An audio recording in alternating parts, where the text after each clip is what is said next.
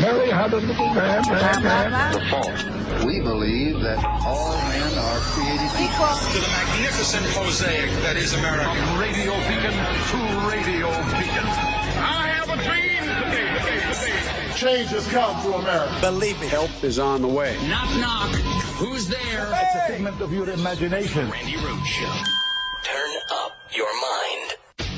Happy Labor Day, you bastards. A judge has just sentenced members of the far-right group, the Proud Boys, after their conviction on seditious conspiracy charges related to the January 6th attack on the U.S. Capitol. NBC News Justice reporter Ryan Riley is outside the D.C. courthouse with more on this. Talk to us, Ryan. What are you hearing? Let's have it. So Dominic Pizzola, who's the individual who used a stolen police shield to break that first window at the Capitol on January 6th, has now been sentenced to 10 years in federal prison, with Judge Timothy Kelly saying that he opened up the Capitol like with a can opener on January 6th and let the crowd sort of flood inside, and was a key part of that initial breach.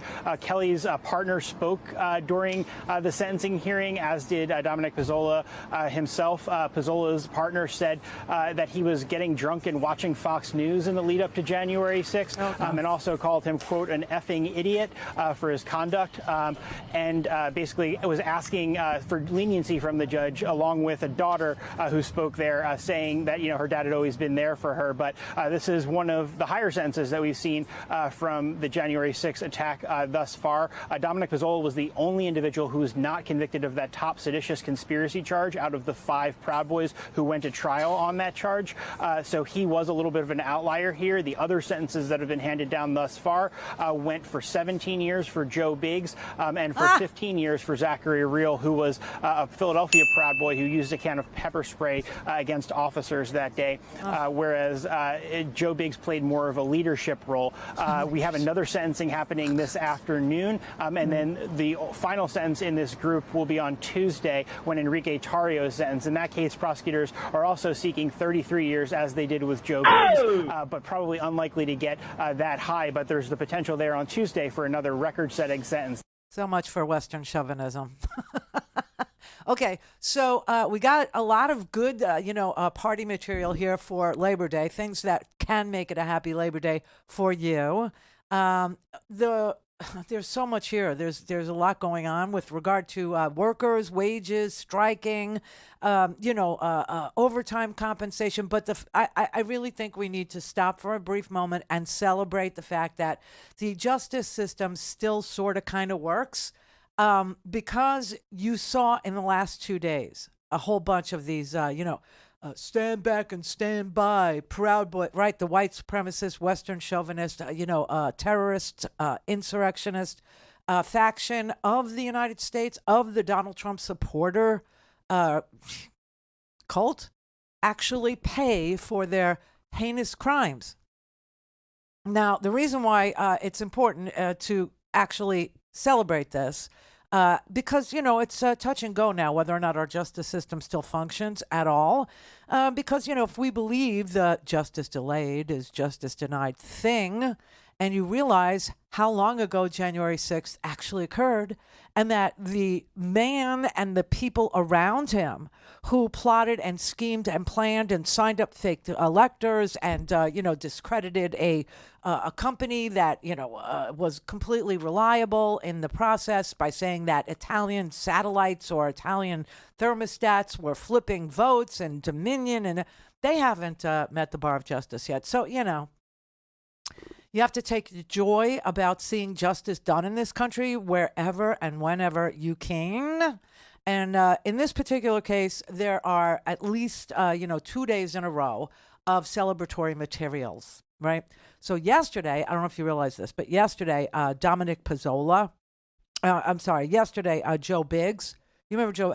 So Joe Biggs is the Florida Proud Boys. I mean, the way that they even, divvy up their workload, let's call it, I don't know. The way that they do it territorially, the way that the mafia does it is really kind of creepy. So yesterday you had Joe Biggs, who's the Miami dude, and another guy named Zachary Real, who is the Philly bro, okay, who runs the Proud Boys. They were sentenced to really long sentences yesterday. You had Joe Biggs, he got 17 years. And Zachary Real, he got 15 years, the Philly guy, 15 years.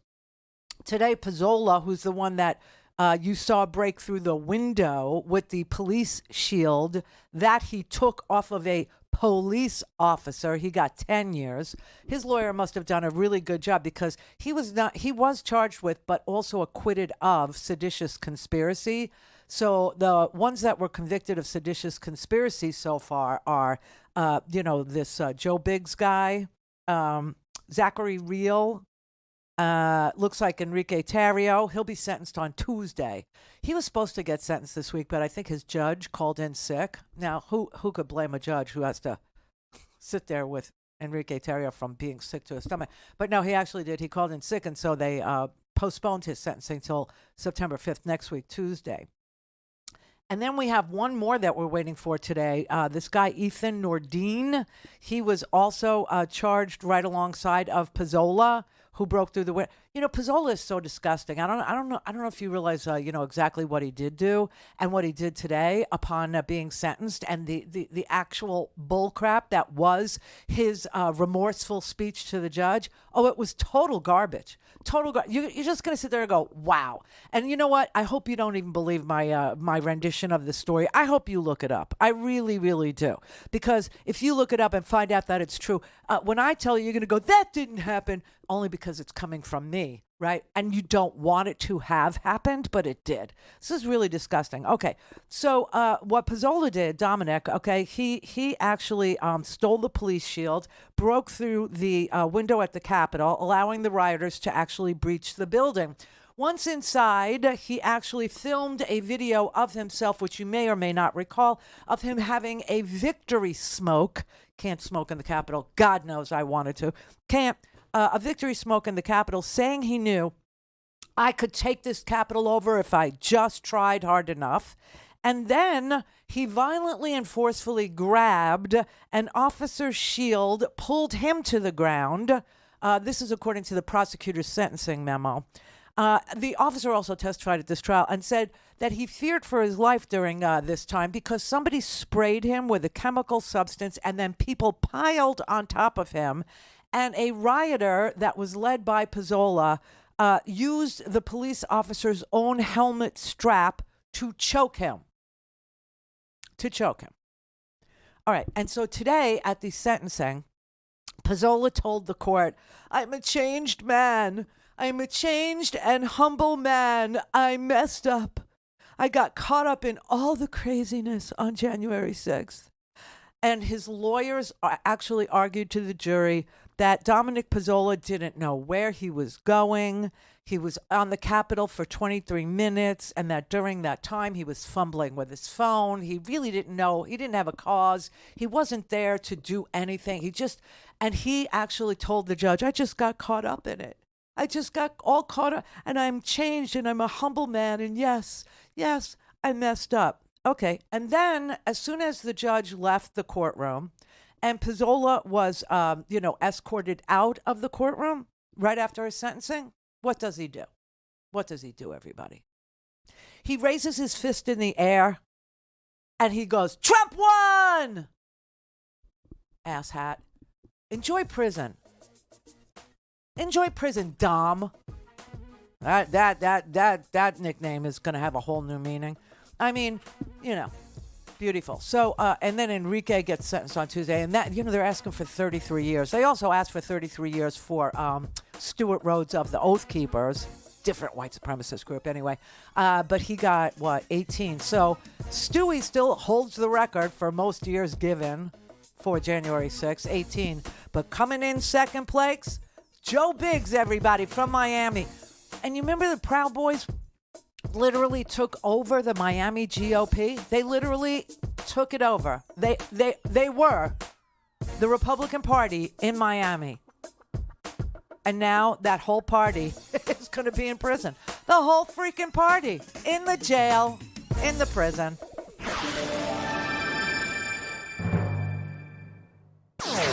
all things Randy at RandyRhodes.com. Go for launch. Speaking truth to power, The Randi Rhodes Show. The basic principle in the criminal justice system is if a prominent person commits a crime and is seeking office, that doesn't give him immunity. If there's enough time to have it resolved before the election, it should be resolved. The idea that, okay, well, I'm sorry, we'll let you run in the election and then after we'll address it, that's not a principle of the criminal. I mean, just think, some mayor charged with massive embezzlement, and he says, well, it's a year and a half to the election. Let's put that on hold. Will I run for re-election? It's silly. It's silly. Now, you can argue about whether he should have been charged and so forth, but the idea that this is interfering with the election is simply wrong. What is he doing? What is Bill Barr doing? I mean, it's just like, wow, why wasn't he singing this song, pre-AG 2.0? Do you know what I mean? It's like, no, all of a sudden now, because he got what he wanted. He got what he wanted. He got what he came for. And what he came for were 3 uber Catholic Opus Dei justices on the Supreme Court with absolutely no ethics requirements. Holy crap, man. That's why I'm saying, like, every time and anytime you see the justice system working in this country, you should celebrate. You should, because these are becoming odd rarities in the world of civilized nations. Do you know what I mean? We're like an outlier here. It's so hard for... And here's just an example of what you can get away with and still walk free and still run for president. Okay, we got yesterday. They released, unsealed, let's say, a deposition that Donald Trump gave in the New York Letitia James Trump Organization fraud case, the civil suit. Okay, this isn't a criminal case; this is a civil suit, and what it seeks to do is show that the Trump Organization is a corrupt organization and should be shut down, much like Trump University or the charities, the Trump Foundation. That had to be shut down. And Donald Trump had to fork over $2 million in cash in a settlement. Trump University also had to be shut down for fraud, and he had to pay $25 million in settlement fees, right? And all that. So now there's the Trump Organization civil suit, right? And he gave a deposition, and this one was so, usually when you see Donald Trump in depositions, and this man is no stranger to the legal system. I mean, he's been sued literally thousands of times. So this idea that all of a sudden, he's having to face the bar of justice is because it's all partisan, that's garbage. That's not true. Donald Trump has defrauded every person he ever did business with, to the point where he is so familiar with the legal system that he even has an MO how to deal with it, and that's delay. Okay, that's his little MO, and he's going to apply it now to criminal. And the only reason why he's opened himself up to criminal charges is because he ran for the most public office in the history of America, the presidency, and freaking won, and did really illegal bad things with that power. Okay, believing that he was untouchable now, and he could do criminal things, not just civil fraud, but he could do criminal things. Now, he could rig elections, he could lie to the people, he could, literally extort foreign leaders who were friends of the United States until and unless they got him dirt on Joe Biden. Remember? Ukraine, they're actually at war now. So, okay. So he finally was deposed in April for Letitia James' civil suit against the Trump organization, whether or not he was inflating the value of his company for the purpose of insurance and deflating the value of his company for the purpose of taxation, right? And so he went in. At first, the first round where she tried to get him to sit, he came in and he took he asserted his Fifth Amendment privilege because, what better person to be the president of the United States than somebody who has to invoke his Fifth Amendment privilege to not incriminate himself. Yeah, we can't do any better. We're America, right? So, but now he went in there and he started giving these rambling, and like I said, we've seen him under oath before. We've seen him in depositions, and he seems almost restrained once, he's sworn in and once he realizes that this matters, blah, blah, blah. He seems sort of, coherent, participatory, like he gets the questions and he knows the answers. Not this time. This was way out there. Now, I will warn you, if you look it up, it's 479 pages, this deposition, because it went on for 7 hours. So let's just thank our friends at the New York Times who excerpted it for us, who did that legwork, who read that thing. Oh, my God. What an assignment that is. This was so crazy, so crazy. Instead of, like answering questions about whether or not he inflated the value or deflated the value for various purposes, or whether or not this was fraudulent activity, or whether or not he really was the CEO of the Trump organization, because now he says he doesn't think he was. He's not sure if he was really the CEO of the Trump organization or if Eric was. He's not sure if he has the final say in what goes on in the Trump organization. Maybe somebody else does, but he's not really sure. But he's very, very sure that he saved us from a nuclear holocaust. I swear to God. He said that the reason why he isn't sure, like, what authority he had over the Trump organization or whether or not he knew everything that was going on at the Trump organization was because he was president of the United States, and that is the most serious, important job that he ever had, because that actually tasked him with, and he successfully was able to save millions of lives. What? Yeah. He said under oath that we were saved by him from a nuclear holocaust. If not for his dealings with North Korea, we would have been incinerated by Kim Jong-un, who he apparently fell in love with. He actually went on to say that he still believes that we will have a nuclear holocaust if he isn't president of the United States in 2024, and that he's very surprised that we aren't experiencing a nuclear holocaust because he shouldn't have lost the election. I don't know. I mean, this was deranged, like his personality is literally breaking, like feeling his feelings actually made him implode upon himself. Like this is what they always say would happen to a narcissist if a narcissist ever could feel the shame that they that they earned. By hurting other people, if they could ever feel their feelings, if they could ever feel their guilt, if they could ever feel, their liability for the horrible things that they've done to people, that they would just cave in on themselves, that the weight of it would be so heavy that they wouldn't be able to, stand up straight, that they would just crack. And it looks like he's cracking. I'm not a lawyer, but I don't think it's a good strategy to defend, your fraudulent activities by claiming you were engaged in fraudulent activities as president of the United States. I just don't see how lying about your finances, like to defend against lying about your finances, you lie about your presidency too. How is that? I don't even understand it. And then I guess when he left the deposition and his lawyer said to him, "Why did you give such long and rambling answers?" He blamed them. And he blamed the prosecutor for letting him ramble on, for letting him go on and on. The lawyers actually said to each other, his lawyer said, "We'll be here till midnight if you keep asking these questions." And the lawyer said to the defense lawyer, "He's giving 8-minute answers. Tell him to stop." Call in, connect. To speak to Randi, call 561-270-3844. 561-270-3844. 4 members of the Proud Boys were convicted of seditious conspiracy of plotting to violently block the peaceful transfer of power. 2 of them yesterday asked for leniency before the judge, and in tears, at times bawling, said they disagree with the jury's verdict. The judge sentenced Joseph Biggs to 17 years in prison. That's the second longest prison sentence in any January 6 case so far. Biggs was accused of being a driving force that day and of later bragging of storming the Capitol. Zachary Rehl of Philadelphia got 15 years in prison. He was accused of deploying chemical spray into the faces of police.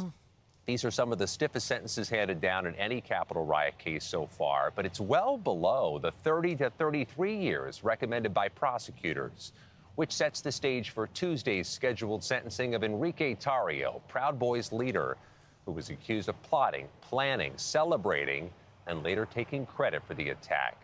I've been in the courtroom for dozens of these hearings. It is exceedingly rare for a judge to go above the recommended sentence from prosecutors, but one of the judges who most frequently does so is Judge Tanya Chutkin. She's the judge assigned to Donald Trump's federal case scheduled for trial in March. I hope Enrique. They don't have White Claw in prison, do they? I don't know. I've never been to prison. Been to jail. They didn't have White Claw there, but they didn't have White Claw then either. So I guess he's going to have to drink toilet wine. I don't know. Enjoy it, Enrique. Enjoy it. These people literally took over the Republican Party. They literally did in this here state, in this freaking state. And now they're being recommended for 33 years in the Who's Gal. 33 years. I mean, it's unbelievable. And we have a president of the United States that literally was president of the United States. You can't even imagine this happening anywhere else but third world countries, who actually testified this way under oath in April about a $250 million fraud case being brought against his own organization that has his name on it. Okay. And he actually testified this way, thusly. They asked him about They asked him about these statements that he had prepared, okay, that overvalued things for certain, appraisals and undervalued things for certain taxation purposes. And he said this. He actually testifies this way because they asked him, like, what do you make of this? This is, you signed off on this. These are the statements that you caused to make, that you caused to have, appraisers make on your behalf so that you could represent the value of various buildings, right? Various holdings of yours. And they have different amounts depending on what you were using them for, the exact same properties, valued completely differently. What do you make of that? He says, I never felt that these statements would be taken very seriously because, you open it up and right at the beginning of the statement, you read a page and a half of the stuff and it says, go get your own accounting. Go get your own this. Go get your own that. And they said, so why did you get these statements prepared for you? He said, I would say maybe more for just myself. Just to see the list of properties. I think more for just myself than anything else. Sometimes an institution would like to see, but I just did it for me. So he caused statements to be made, appraisals of his properties to be made that contradicted each other just for himself. Okay. I mean, this is deranged stuff. This is like a real, and everybody go, oh, he's such a good businessman. This is craziness. This is absolute nutbaggery, okay? And then, they asked him about, and this is right at the beginning of the deposition. This is right at the front of these 479 pages. This is within the first 15 minutes of him, picking up his hand and swearing to tell the truth, the whole truth, and everything. So help him God. Okay. So within 15 minutes of the deposition starting, he said that he had saved the world multiple times when he was president. He actually said this. He said, quote, I considered this the most important job in the world, saving millions of lives. I think you would have nuclear holocaust if I didn't deal with North Korea. I think you would have a nuclear war if I weren't elected. And I think you might have a nuclear war now if you want to know the truth. Somebody give him meds. I don't care. I mean, I'm not, somebody call Vivek Ramaswamy's mother, who is a geriatric psychiatrist. I mean, this is like a perfect role for her. And put him on something because the man is clearly delusional. This is so strange. And then he starts blaming Forbes magazine for devaluing what his empire is worth. He actually starts going off on a weird tangent against Forbes, which had recently pegged his net worth at only $2.5 billion. And he said, that's because they have an agenda against me. See, they're owned by China. And then when he was asked if he was CEO in 2014, pre-Trump presidency, was he the CEO of the company he owns and says he was CEO of? He said, I don't know exactly. Let's make him president. Let's do that. What could possibly happen? What could possibly go wrong? What could we actually see happen to our democratic ideals and principles if we elect a lying sack of crazy delusional crap like that? The beguiled. This is what we agreed to call the Trump supporters now. The beguiled. They're deceived. These are people that just don't get it yet. I don't understand, like, how much is it going to take? Civil fraud over and over and over again. The university had to be closed down. The foundation, the charity had to be closed down. His daughter gets Chinese patents while he's president, and she's flying on the same plane as him when they go to China to see President Xi. And his son-in-law walks out of the White House with something billion dollars from the Saudis. From the Saudis, my God. And something happened with Hunter Biden's laptop. I don't know. What is wrong with people? So strange. And now you got Bill Barr sitting there saying, oh, no, we do need all of this stuff resolved, especially for the high-profile candidates. The people of the country, of America, the voters, they have a right to know before they vote. They do. And so if there's time, and there is, we should really, make them stand trial in a timely fashion. We should actually get this done so that the people know how to vote. I got news for you.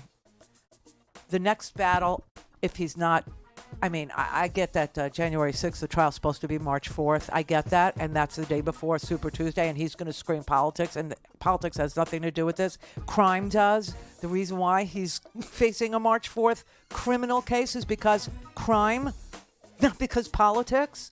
Crime. But honest to God, if something happens and it gets postponed, or something happens and we don't get the trial, I'm telling you right freaking now, somebody somewhere has got to say, in a state that has some integrity, that this man cannot be on the ballots. That he can't be on a ballot in Wisconsin. This is why they want to get rid of the newly elected Supreme Court justice in Wisconsin. This is the Randi Rhodes Show. To speak with Randi, dial 561-270-3844. That's 561-270-3844. All right, 48 after. It's Labor Day weekend. We'll be off for 3 days. You'll be off for 3 days. It'll be great. Harry in Georgia. How you doing, Randy? I hope everything's going okay for you. Thank you. You too. I'm a Republican, and I'm a 71-year-old Vietnam era veteran. Thank you. And we're talking about these trials of these idiots, and I'm all for it. Lock their asses up. Lock them up. Mm-hmm. And what about the ringleader? What about the man that stood on the TV and said, "Proud Boys, stand back and stand by"? What about that? Randy, I don't know yet. All right. I'm waiting for things to play out. Fair enough. But there's a lot of Republicans just wish he would just shut the hell up. Just, Who, just Donald? shut up. You want Donald to stop talking? Yeah, there's Harry, Randy, don't get me wrong. You know he can't help himself. You know that. I don't even understand after all this how you're. Why are you a Republican? Just curious. I'm not going to criticize you. I'm a Republican because I still believe in a lot of conservative ways. I own an AR-15. Yeah, I own an AR-15 with a suppressor. Now, before you ask me why do I own a weapon of mass destruction, it's because I hunt wild pigs. I didn't. And I don't. I didn't ask you. I don't eat wild pig, but I donate the meat to poor people. And well, you could feed the universe if I would just shoot pigeons in New York, but nobody will eat it. That's not why I think you're a Republican. I really don't, because I think, your common sense tells you that there is no chance in this universe that anybody would ever come to your door or anybody else's and demand that you turn over your hunting rifle, which AR-15s would blow that pig apart. I don't believe that, Randy, right. Not for a minute. Okay, so why are you a Republican then? my conservative way. For instance, I ain't got no problems with gays or trans or whatever you want to do. That's your business. It's a free country. Yep. Now, Randy, where I got a problem is I was an athletic trainer for 25 years. And when you take a guy that wants to become a girl and play sports, I got a problem with that. Do you have a problem? Big problem Do you have a problem if I want to play boys' sports? No, Randy. Well, how come you have a problem the other way around? And let me just tell you this, Harry. To base the voting on a representative in the House of Representatives, a U.S. Senator, or the President of the United States on something that happens like never, like once in a blue moon in one school in Pennsylvania one time, is really a waste of your vote. It's a waste of your vote. That is something that, the sporting world can determine for itself.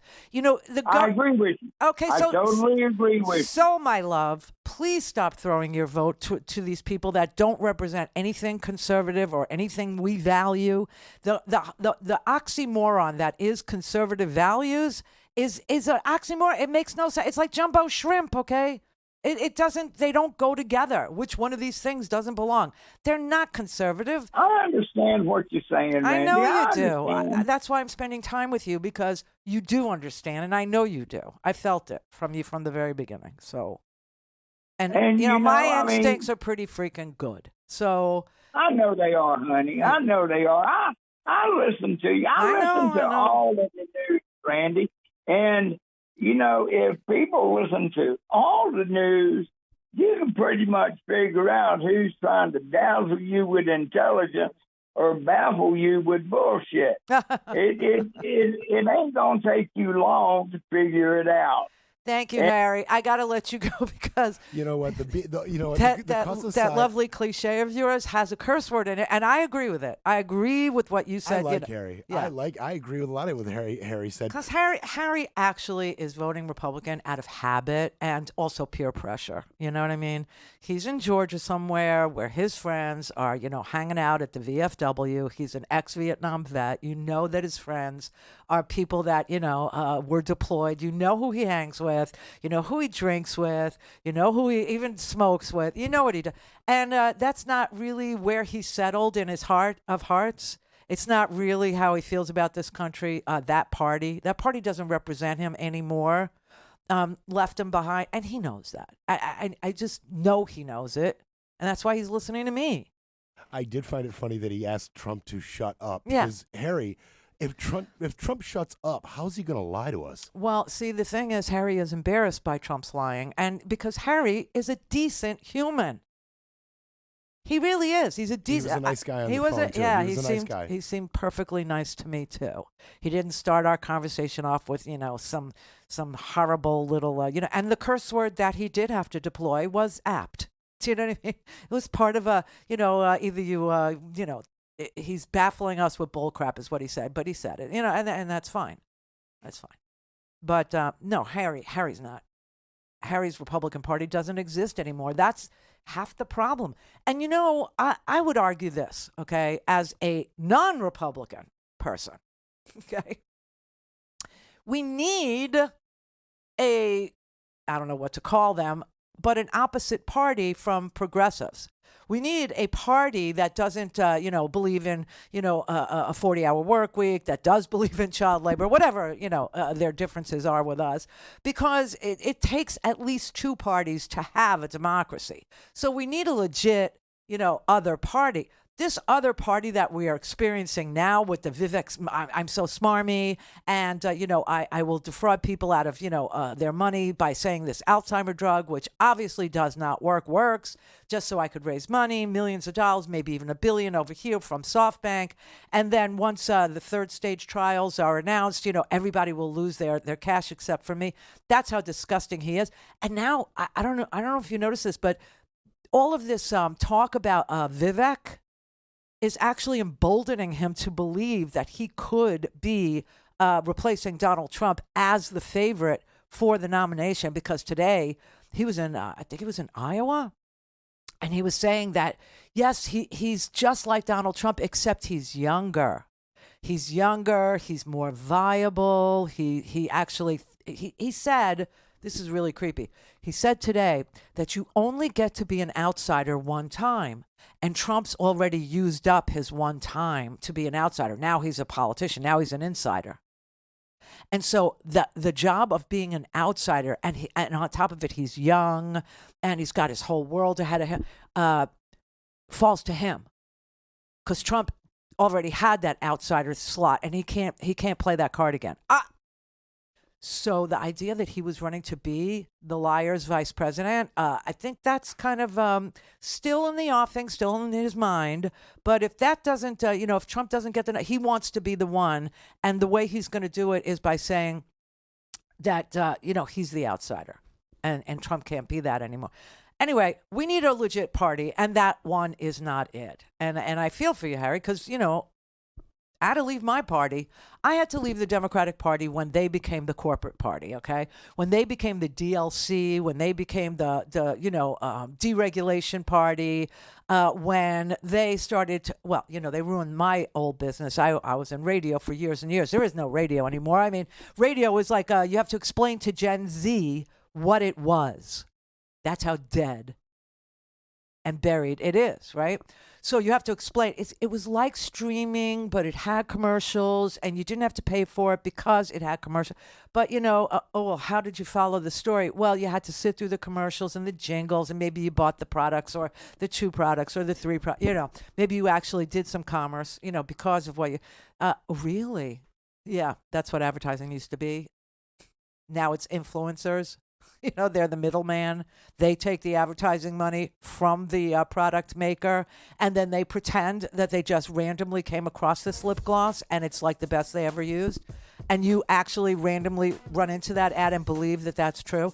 And then once you actually watch that ad for more than 10 seconds or click on that ad for a second, they're going to give you more and more and more of those lip gloss ads until you buy that and a bra. But you have to explain it. Now, why did radio die? Deregulation. Who did that? Bill Clinton. Telecommunications Deregulation Act. All those years ago, I told him, you're going to kill my business. You're going to put 100,000 people out of work. And he said, well, maybe I deregulated it too much. That was his answer to me. And, it died. It died. So anyway, I had to leave the Democratic Party. Hence, I'm not a Democrat. I vote that way because I can't vote for Republicans. They are just too bizarre. They take away rights.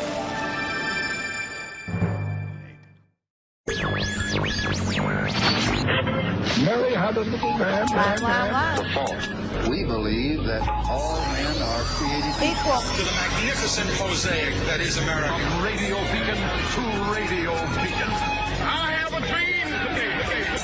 Change has come to America. Believe me. Help is on the way. Knock, knock.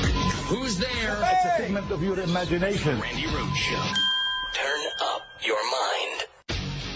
Labor Day weekend is upon us, and what a summer it has been for American labor. The summer of strikes has affected everyone from delivery workers and Amazon workers to Hollywood writers and actors, and the Biden administration is now rolling out a proposed change that could affect millions more workers. Right now, people who make less than $35,500 a year are eligible for overtime pay if they work more than 40 hours a week. The Labor Department wants to extend the threshold for eligibility for overtime to workers who make less than $55,000 a year. Yay. That would add about 3.6 million more workers to the mix. With unemployment at a decades low rate of 3.5%, and the Biden administration touting 13.4 million jobs created in his term thus far, it appears that things may be looking a little brighter for the average American worker. Joe the plumber, everybody. Oh, I'm sorry. He died this week. You can't even invoke him anymore as the conservative blue-collar guy because he's dead, is what happened there. But obviously, Joe Biden, unionization, work, the idea that overtime should be paid to salaried employees who make less than $55,000. That's what that is. That is a new rule that Biden is going to actually sign. And people who, let's say you're an assistant manager at the Cracker Barrel. Okay? Sorry. I'm sorry. I am. But let's say that that's you. I'm sorry. So You make what, $37,000 a year? So you didn't qualify for overtime for time and a half, even though you were cleaning up the Cracker Barrel at 4 o'clock in the morning and you'd already done your 40 hours that week, right? So you didn't get any pay for that work that you did past 40 hours. Well, now we want to actually increase salaried employees up to $55,000 a year, who will now qualify for overtime pay if they work the 41st hour. You know, why didn't Donald Trump, who loves the little guy, he loves the poorly educated, he loves, Joe the plumber and the blue collar guy. I mean, they've been sort of, humping on you in their weird, hey, let's make love kind of a, opening salvo there. But they that's all they did. It was like a dry one too. It wasn't even, fun. So obviously, Joe Biden is a person who believes in collective bargaining. Joe Biden is a person who governs for the middle class. Why? Why does he keep on saying that he was going to that he is growing the economy from the middle out and the bottom up? Why does he keep telling you that? Because he keeps on saying to you that when the middle class does well, everybody does well. The wealthy do well. People who make things, people who sell things do well. The middle class does well. Their children do well. And the poor have a shot at the middle class, right? And so he really, really believes that. He actually has governed that way his entire freaking life. He's made mistakes along the way. Let's not say that, some 40-year career is without, choosing the wrong path a time or two on this piece of legislation or that one, because it's true. He screwed up some really important things, no doubt about it. But he also got many, many more right. And this thing about unions and unionization and the middle out and the economy, he's gotten it right. He's gotten it right. And the Build Back Better thing, that's also getting it right. That not only puts money in middle-class workers' pockets with good paying jobs, it also frees us from dependence on Taiwanese chip makers and Chinese microchip manufacturers. And it puts us on a path to, resiliency and self-powering and sustainable energy. And the environment makes out great. You make out great. But you got Republican governors that literally veto rebate money for you. Oh, you don't need that money. I'm gonna veto on your behalf rebate money if you put solar panels on your house. What? That's my money. Why are you doing that? Our legislature here in Florida voted for that. They said that I would get a rebate if I put solar panels on my house. And you vetoed it? Why? It was federal money. It didn't cost you a nickel. Why would you do that? Oh, because we don't want to do any left-wing stuff. You know what? That is just a loser's position. That is just like cutting off your nose to spite your face. That is the definition of that particular cliche. Ron DeSantis. But, honestly, the labor summer, I mean, this has been the cruelest summer for climate. And that's why it's so important that we actually focus on being more resilient, focus on being more sustainable, focus on being a green energy powerhouse, because not only is it a multi-trillion-dollar business that we would like to lead in the world on the global stage, that we would like to export all the products for, whether it's the blades for the wind turbine, or it's the tower that the turbine sits on, or it's the bearings that go into the turbine, whatever it is, I would like to manufacture it. I would like to export it. I mean, that would just be smart. But there are people that are literally cutting their nose off to spite their face, going, there is no such thing as climate change. I don't care if you think there is or there isn't. It's a multi-trillion-dollar marketplace, and I would like to lead it. I would. You wouldn't? Please give me a break. And so, I watched Bernie Sanders last night. He was on Ali Velshi's show, and Bernie actually put it out very simply, put out a proposition to Democrats, by the way, where you have to ask yourself one simple little question. I'll let him explain it to you because it's really very entry level, okay? This is the opening salvo to everything that, Trump is going to try and sell. We've got to ask ourselves a very simple question. How does it happen that somebody like Donald Trump who has been impeached twice, indicted 4 times, is a pathological liar, and I think most Americans understand is corrupt. You know what? He's running even to Biden in the polls. Mm-hmm. What's that about? What is and that what's about? that about? What's that about, to my mind, is you got millions of working class people out there who say, you know, I understand Trump is a phony, but he claims at least to be standing for us. Who cares about us? And what we have got to do, what the Democrats have got to do, is begin to engage in class politics, to understand that we've been in a class war now for decades, and the wrong class is winning. And they got to be clear in standing up for the working class of this country, raising the minimum wage, passing labor law legislation, making it easier for workers to join unions, reforming our healthcare system so that we move to a universal healthcare system, not have 85 million uninsured or underinsured, substantially lower the cost of prescription drugs, build the affordable housing that we need. We need to start standing up for the working class, not just the big campaign contributors and the 1%. Now, this has been Bernie's mantra, okay? Some people call it shtick. It's not shtick. He really, really lives it. He really believes it. He ran on it. He put his money where his mouth is. He asked you for $27 of your money to put where his mouth was, and he did not prevail, as we all know. Okay, but he hasn't given up on being the champion of the working man. He's never, ever given up. Never. And the young generation, the Gen Zs among us, they like these ideas. They believe in these ideas. They think unionization is a path out of poverty. They understand that if you're dealing with a multi-billion-dollar company, the only thing that company is going to take seriously is the people in big numbers coming to negotiate. Not just one guy walking into, you know, the middle vice president, the senior VP of this or that, and saying, you know, I've been here for 15 years and I haven't gotten a raise in, 15 years. Yeah, go back there and, do your job and leave me alone. But, when all the workers at UPS, man, our GDP actually goes up or down based on whether UPS is delivering packages or not. And when all the workers from UPS get together and demand decent wages and health care benefits, they get it. But if one guy goes into the senior vice president of logistics and says, I need a raise, nothing happens. All things Randy at RandyRhodes.com. Go for launch. Speaking truth to power, the Randi Rhodes Show. 3 weeks ago, at a clean energy factory in Milwaukee, Wisconsin, I met an IBEW electrician who builds and repairs America's growing fleet of wind turbine engines. He said, and I quote, in America, with hard work and a little faith, anything is possible. In America, with hard work and a little faith, anything is possible.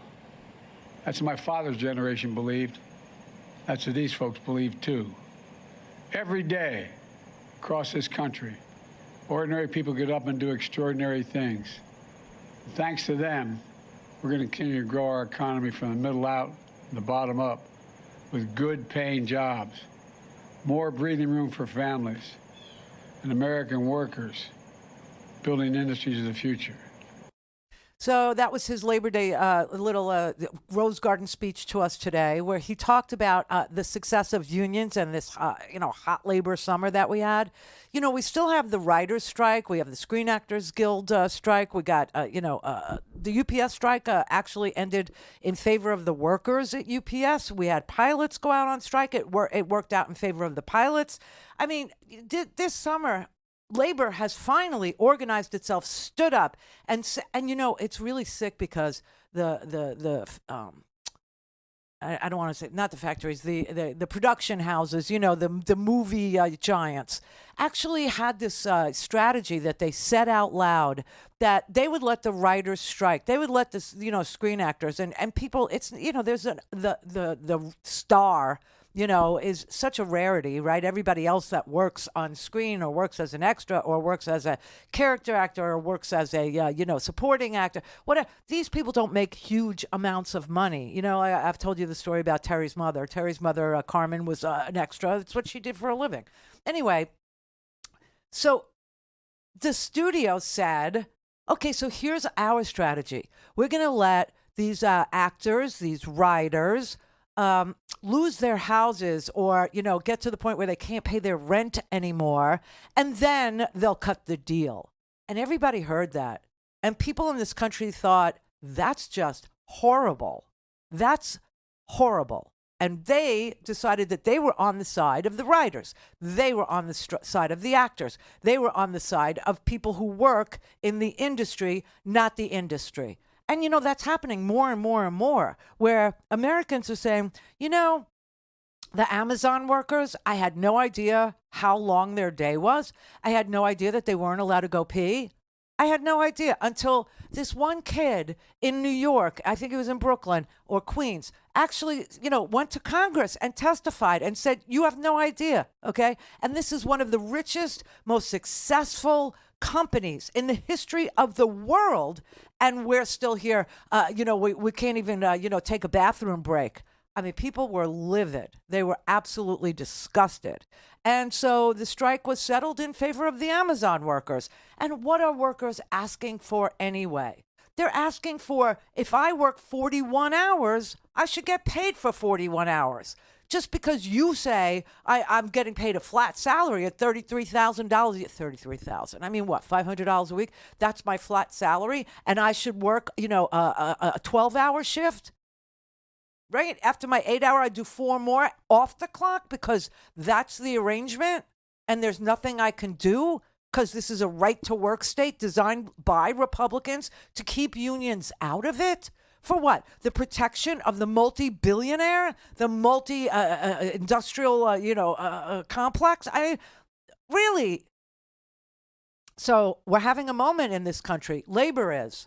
And it's about damn time.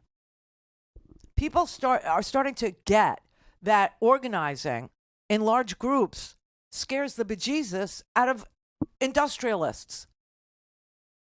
And it always has. It always has. When you had rail workers back in the day, okay, and they would go on strike, the people who owned the railways, the railroads, they would hire private security. They would hire like the Wagner mercenaries, except back then they called them the Pinkertons. And they would hire them to go and actually put down the strikers, put them down, and I mean violently. So this is obviously what made the middle class was unions. Joining unions made the middle class a thing. It made middle class life possible. Other than that, we had, the robber barons and everybody else. And then all of a sudden we said, why are we plucking chickens for pennies? Why are we doing that? Let's organize the chicken pluckers. Pluck you. Right? So it works. And it's terrifying for these industries to actually know that their workers are getting hip to the idea that they've been all alone this whole time, and that's why their wages have stayed stagnant. And now they're organizing, and they're coming in such giant numbers, and these companies of ours can affect GDP. Really, we can make it go up or down, and we can't do it without the workers. We're going to have to cede our power if we don't negotiate with them. And negotiation has somehow become a very bad thing. I mean, in the pharmaceutical business, right? What is the thing that the Republicans actually wrote into legislation, passed it, signed it into law? The inability for the American government and the Medicare Trust Fund to negotiate with Big Pharma. Some lobbyist had their wet dream come true when the Republican Party said, yeah, we can get that done. Oh my God, really? And a 100-year-old drug like insulin is going to cost people $1,000 a month, and they can't negotiate that price down? And Medicare, one of the largest bulk buyers of insulin, can't negotiate the price of that down? Yep, we can get that done. We can move that piece of legislation. We can move that bill. We can get that signed. Are you kidding me? And Biden undid it. He undid it. America spends more on prescription drugs than any advanced nation on earth. More than any advanced nation on earth. You name the drug you have to take, and I can take you to France and get it to you a hell of a lot cheaper, to Canada, England, throughout Europe. It's not fair. But after decades of trying to take on Big Pharma, we finally won. Yay. Now, instead of paying whatever the drug company wants to charge you, Medicare will be able to negotiate prices. Medicare provides...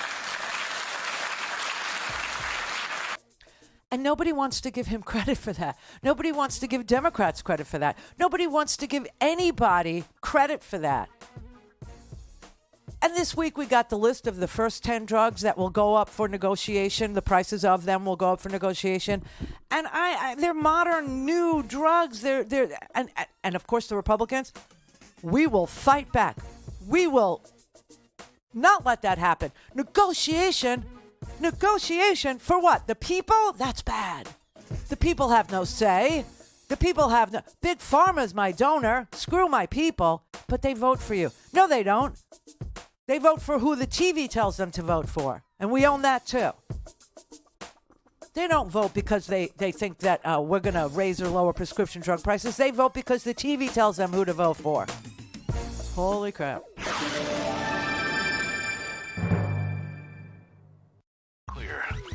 Call in, connect. To speak to Randi, call 561-270-3844. 561-270-3844. For years, Big Pharma has blocked us in Medicare from negotiating drug prices. But not this year. We beat Big Pharma. We finally beat them, first time. Big Pharma lost.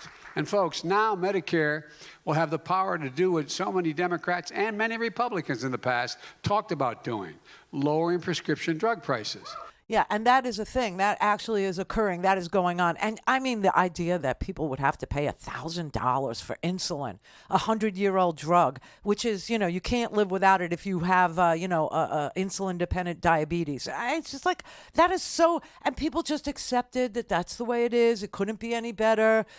Under Donald Trump, who said he cared about the middle class, this is such garbage. This is such obvious lying that goes on with the Republican platform. They don't care about the blue collar guy. They don't care about families. They don't care about middle class. They don't care about people who are sick. They have tried to remember repeal and replace.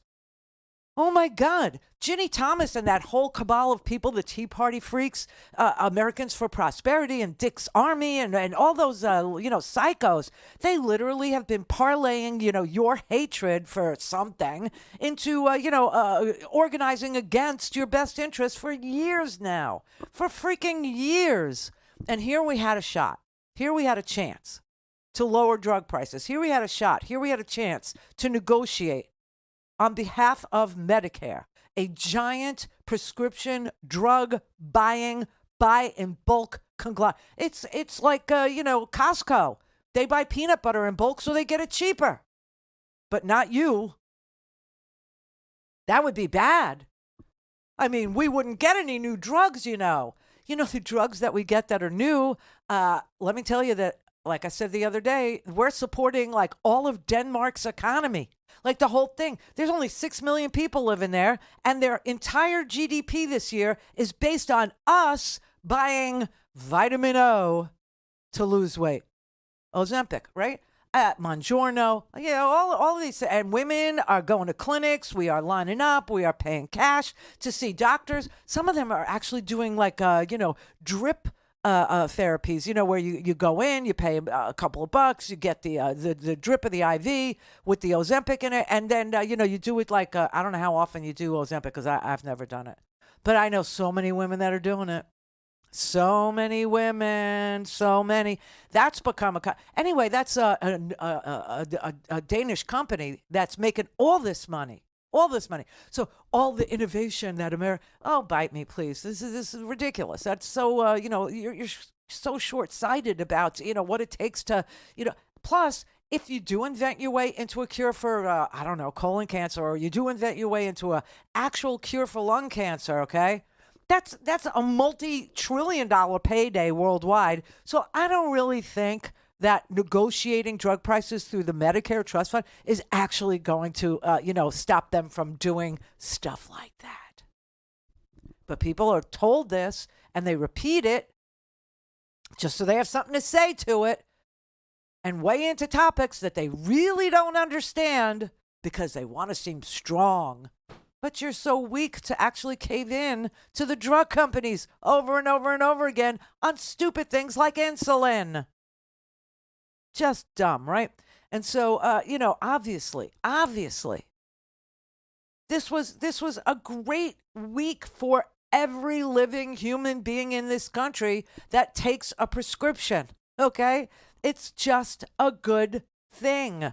It's just real smart. We made some people say a very big step, but in the grand scheme of things, a small step with the prescription drug discussion. It's huge. Taking these 10 prescription drugs and allowing Medicare to negotiate for them the same way Costco negotiates for a better price on peanut butter because they're a bulk buyer. Right. And everybody's out there calling it communism and socialist price fixing and all this kind of stuff. It's a little step. It's a meaningful $50 billion step, but it's a little step.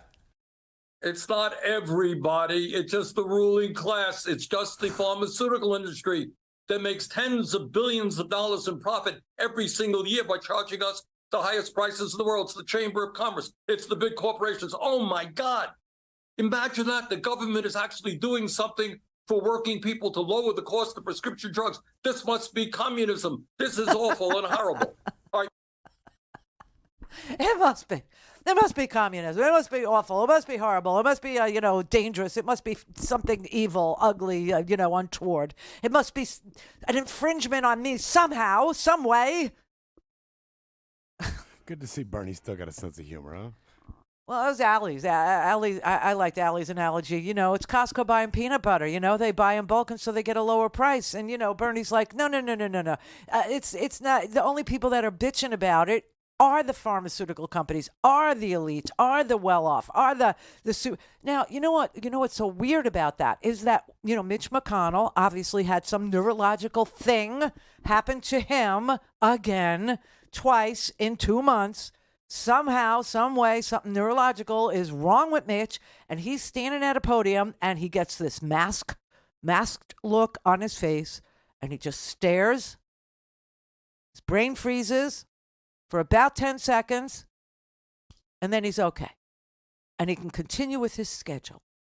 And he's got to be taking something for that, okay? The idea that he's like, oh, this keeps happening to me and I won't see a doctor, or this keeps happening to me and I'm not going to take this prescription that actually will keep these seizures or whatever neurological event is occurring in my brain over and over again from happening more frequently. That's ridiculous.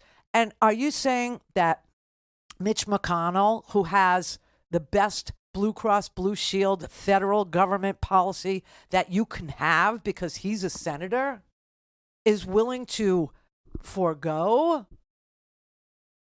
the insurance coverage for the very expensive neurological drug that he's taking? No, he's not. You should, but he shouldn't. He believes that he should get the most cutting-edge, expensive treatment for whatever it is that's ailing him, but that you should pay full freight. And his explanation to you would be, if you don't pay full freight and he's not paying full freight, we'll get no new drugs. And so he would prefer that he doesn't pay full freight, but you do. You see how ridiculous that theory is in practice? It's so stupid I can't even tell you. Like, you're telling me that Bayer, the German, pharmaceutical company, is somehow worried about the Medicare prescription drug benefit, or that Novo Nordisk that sells Ozempic is scared that Medicare might negotiate the cost of Ozempic for seniors. No, they don't give a rat's ass, okay? They don't.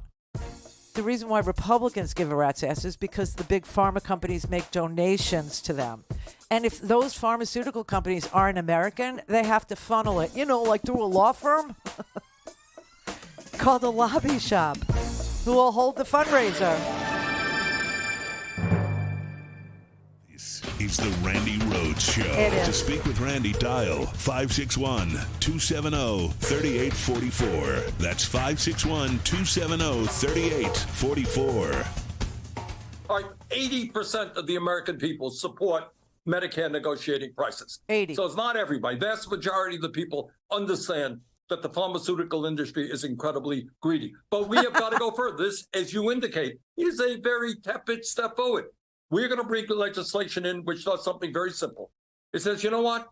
In America, we should not be paying 10 times more for the same drugs as Canada or Europeans are paying. We're going to pay the same prices.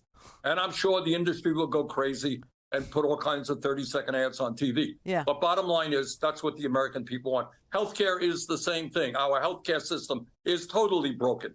It should not be employer-based healthcare. Right. We've got to do, as you and I have chatted about many times, what Canada, what other countries do. Healthcare is a human right, not a privilege. We should not be spending $13,000 for every man, woman, and child, while 85 million are uninsured or underinsured. Happy Labor Day, Bernie. Happy Labor Day to you.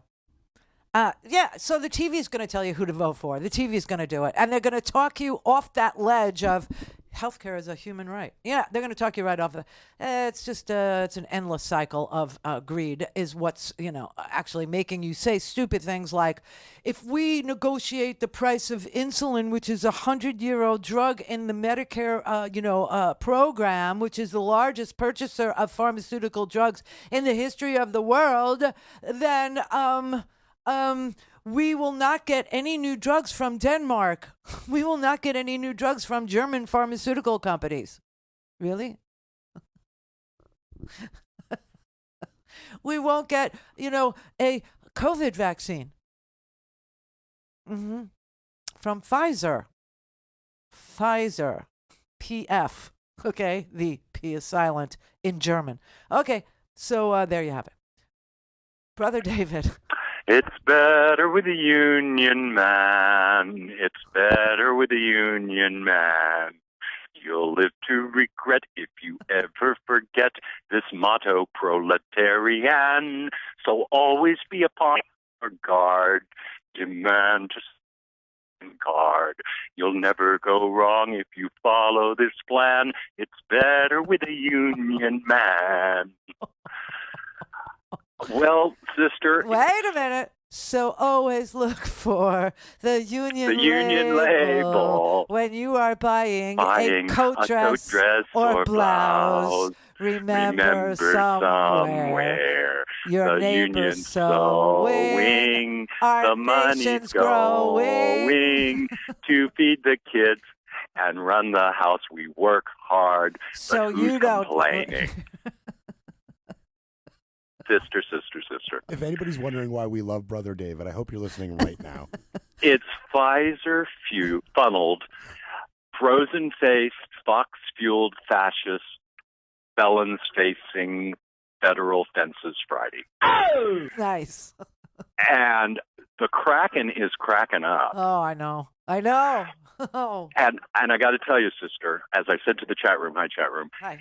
The only nuclear holocaust that it could conceivably ever have protected the U.S. from was when and if it had colitis, so there was no flatulence being expelled. That's it. That's it. Yeah. Yeah. No, so I just want to explain to the younger people that the reason why David and I know these songs is because the unions used to run the commercials, and the commercials were for unions. They were for unions, pro-union. They were actually telling people, hey, if you work, sewing clothes, or if you work in the agriculture industry, or if you have the right to a decent day's pay for a decent day's work, and guess what else? You have the right to buy into a pension fund that will be there for you when your back breaks because you've been working with your body your entire life. In a warehouse or an assembly line or whatever. Absolutely. Or picking, and we actually organized, the workers in the field, okay? Actually got unionization for people who pick vegetables, lettuce pickers, grape pickers. Oh, my God. And the world got better, not worse. Just want to point that out. No, it's very true. And here we are. It's all November's right around the corner.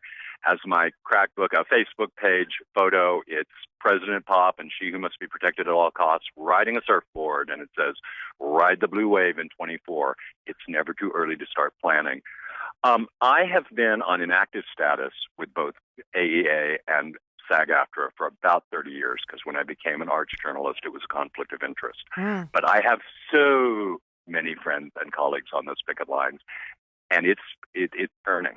The wheels are turning. So I told you, jury duty. I keep telling people to watch jury duty because it's the best. Hysterical, right? And the girl that actually was part of, the writing of that show, she was one of many writers, but she's also in the show too. She's on the picket line, and it says Oscar nominated and on government assistance. Right? I mean, that's just the way it is. I'm an AFTRA member. That says it all. There's still more of us. Yes. When we organize and come together, the people are coming and the people are coming. It's a beauty. Thank you. Gorgeous girdles for everybody. Mwah. Okay. Greg in South Carolina. Oh, hey, Randy. Hey. That guy's a tough act to follow. I know. He's good. And I originally called back when the comment was made about the trans athletes. George. Yes. Yes. But as I've been sitting here, I just want to point out, as a retired Teamster, I really appreciate all this discussion of the unions. I got out of the Air Force in the mid-'70s. I was lucky enough to stumble into a union job. Yeah. Got to retire in my 50s. Spent the last 15 years hanging out with my grandkids. Oh, how good.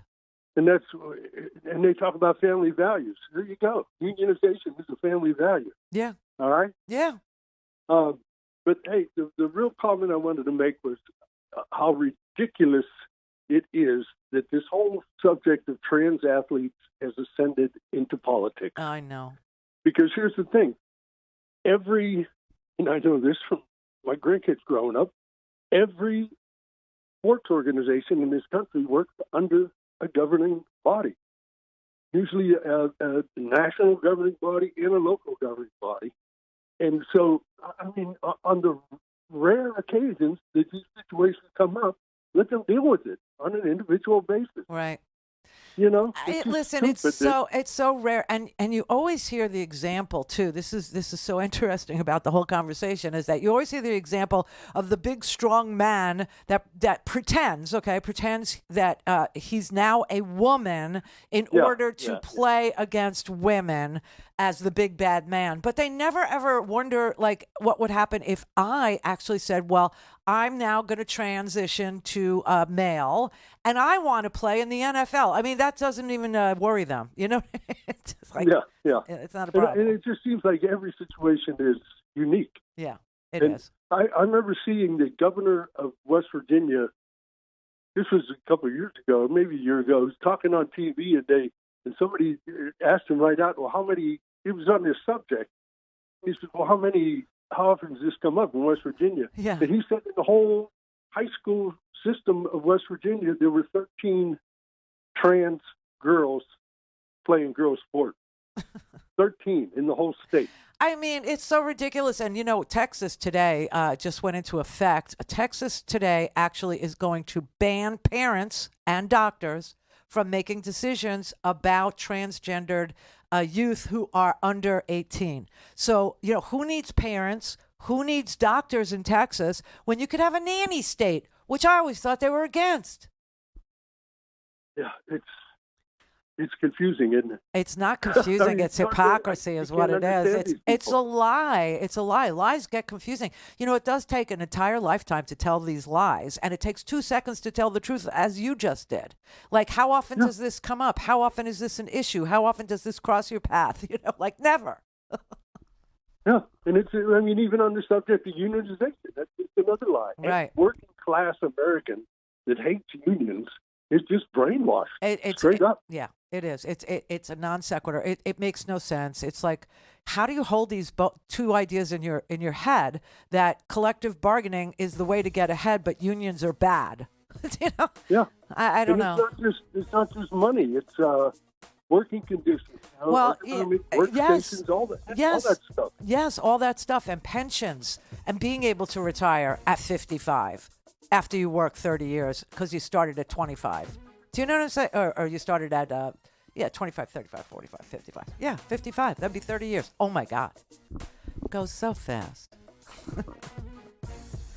All right, listen, happy Labor Day. This is really a good Labor Day. We just got a really good jobs report. Unemployment is still below 4% in this country. Has been for, 14 straight quarters? I don't know. I mean, celebrate, enjoy. And the Proud Boys are going to be drinking toilet wine this weekend. Woohoo!